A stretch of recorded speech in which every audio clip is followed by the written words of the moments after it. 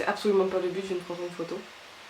Salut, j'espère que vous allez tous et toutes très bien. Aujourd'hui je vous retrouve pour une vidéo, on va encore un peu blablater. J'ai décidé de vous parler d'un sujet qui me touche principalement, comme tout ce que je parle. Bref, je vais vous parler de l'hypersensibilité. D'abord je vais vous expliquer qu'est-ce que c'est, et après je vais vous raconter un peu mon histoire, comment j'ai découvert que j'étais hypersensible et comment je fais pour vivre avec. Je tiens à préciser que tout ce que je vais dire n'est pas vérité universelle, je vais parler de ce que je connais. Je me suis un peu renseignée, si je me trompe, n'hésitez pas à me le signaler en commentaire, avec gentillesse et bienveillance. Alors l'hypersensibilité, qu'est-ce que c'est? Du coup, comme c'est dit dans ce que c'est hypersensibilité émotionnelle et aussi physique, parce que on croit souvent que c'est que l'émotion, mais non, il y a aussi le physique qui rentre en compte, c'est-à-dire on va avoir une sensibilité beaucoup plus accrue sur nos 5 sens. Par exemple, pour moi, l'ouïe c'est beaucoup plus développé que le reste. S'il y a des petits bruits qui vont me gêner, les miasmes de bouche ou des petits bruits vraiment récurrents, et ça va vraiment me saouler en fait très rapidement et ça m'énerve énormément. Mais il y a aussi l'odorat, être très sensible aux différentes odeurs, le toucher, certains textiles, si je ne me trompe pas, qui vous paraîtront plus, que vous trouverez plus spéciaux, je sais pas comment expliquer parce que ça me concerne pas forcément. Il y a aussi la vue, ça prend en compte les flashs lumineux, je n'ai pas d'autres exemples. Ensuite, il y a l'hypersensibilité émotionnelle, comme je vous ai dit tout à l'heure. Donc c'est tout simplement une sensibilité plus haute que la moyenne et généralement elle est considérée comme exagérée par l'entourage et les proches. On est souvent sujet à des réflexions du type mais arrête, t'en fais trop, je comprends pas pourquoi tu réagis comme ça, c'est n'importe quoi, tu surréagis. Au-delà de cette sensation des émotions, il y a le fait de toujours analyser ce qui nous entoure, faire très attention aux détails, ils sont très importants pour nous et ils peuvent changer énormément, ils peuvent nous faire beaucoup de mal comme beaucoup de bien. Pour ma part, et avec les personnes hypersensibles auxquelles j'ai pu parler, on croit toujours que tout le monde est contre nous. Nous avons aussi une sensibilité beaucoup développée par rapport aux émotions des autres, c'est-à-dire qu'ils vont nous toucher beaucoup plus. Nous sommes des éponges en fait, clairement. Les émotions des autres,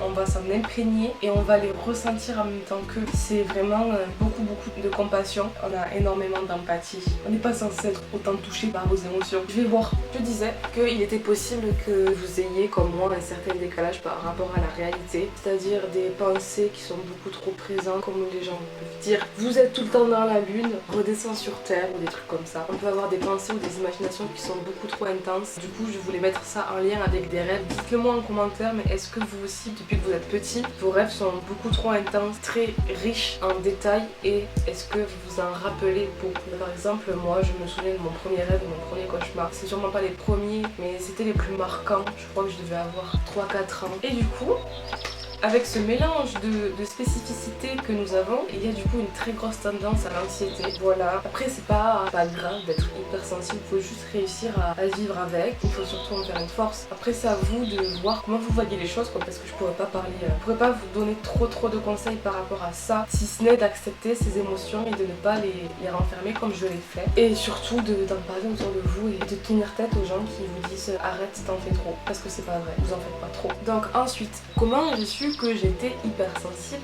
J'ai su que j'étais hypersensible il y a de cela 2 ans. C'est une professionnelle qui me l'a dit, parce qu'avant je me voyais comme une personne qui n'éprouvait pas trop de sentiments. Quand je regarde en arrière, je me dis mais n'importe quoi, c'est moi, j'étais vraiment un cœur tout mou, mais je me déconstruis une espèce de fausse carapace qui était complètement débile et inutile, parce qu'en fait j'en avais pas, quoi. Se faire passer pour quelqu'un ne ressentant pas d'émotion, enfin ça ne mène à rien, sauf si vous l'êtes, et si vous l'êtes, tant mieux pour vous, ça vous évitera bien des souffrances. Si vous êtes comme moi, ça sert à rien de faire semblant, à la longue ça vous fera mal. Aussi loin que je me souvienne, quand j'étais petite, je sais que je pleurais beaucoup. Arrivé à un certain âge, en primaire, j'ai commencé à être rejetée par les autres. J'avais pas vraiment de personnes à qui m'accrocher, j'avais pas de vrais potes. Quand j'étais à l'école, je me reprochais beaucoup trop de pleurer pour tout et n'importe quoi. Ensuite, arrivé au collège, je me suis fait bully également. Donc du coup, c'est là que j'ai commencé à construire une certaine carapace.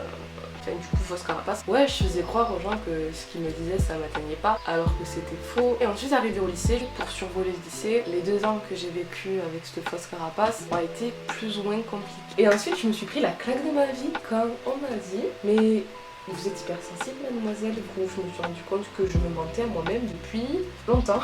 Trop longtemps. Du coup, j'ai dû réapprendre à gérer mes émotions, que je les avais mises complètement de côté. Je m'étais complètement coupée. Aujourd'hui, j'en suis là à plus ou moins réussir à contrôler non, à vivre avec mes émotions et à être heureuse avec elles. Et voilà. Après, je sais que mon entourage fait le maximum pour essayer de comprendre ce trop plein d'émotions. Bon, par contre, le seul truc que je n'arriverai jamais, c'est pleurer pour n'importe quoi. Je peux pleurer pour beaucoup de choses, très rarement devant les gens. Je suis encore très mal à l'aise avec cette partie de moi. Je fais encore croire à tout le monde que non, je ne pleure pas. Je pleure en cachette en fait, si vous voulez savoir. Je répète, ce que j'ai dit dans cette vidéo n'est pas vérité absolue. Du coup, ce que je vous ai dit dans la partie un peu explicative n'est pas forcément vrai pour tout le monde. Ça a été vrai pour moi. Je pense pas avoir dit de grosses bêtises, j'espère. Si jamais c'est le cas, n'hésitez pas à me dire en commentaire. Et aussi d'autres points qui vous semblent essentiels pour comprendre les hypersensibles. Yo, c'est le mois du montage. Je me suis rendu compte que j'ai oublié de vous dire certains trucs. En tout cas, l'hypersensibilité n'est pas quelque chose de grave. C'est quelque chose que tout le monde peut avoir. L'important, c'est de savoir qu'on est comme ça et d'apprendre à vivre avec et de l'accepter. Et surtout se rendre compte que ce n'est pas une faiblesse. Au contraire, comme je l'ai dit avant, ça peut être une force et on est ensemble. J'espère que ma vidéo vous a plu et vous a un peu aidé, même si elle n'est pas forcément complète. Peut-être que je ferai une update dans quelques années si je suis toujours là. N'hésitez pas à la liker du coup. Et aussi n'hésitez pas à vous abonner à ma chaîne si vous voulez pas louper mes prochaines vidéos. Je vous vois, je sais qu'il y a plein de gens qui regardent mes vidéos et qui sont pas abonnés. Il y en a plus de la moitié. Donc abonnez-vous, ça me ferait vraiment super plaisir et ça me pousse à continuer. Je vous dis à bientôt pour une prochaine vidéo. Bye!